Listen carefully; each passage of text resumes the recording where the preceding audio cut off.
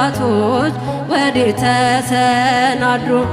ታናሽ ሙሽራ ነሽ የ15 ዓመት ባንቺ ላይ ሲፈጸም እንግዳ ስራት።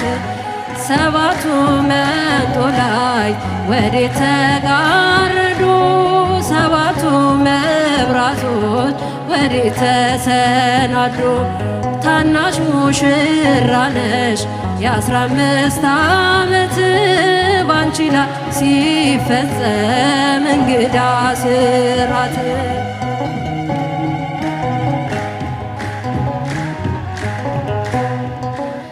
አንዴ የታጠቀ አንዴም የፈታ ገብርኤል ሲያበስርሽ በፍጹም ሰላምታ ይኩነኒ ብለሽ ስትቀበይው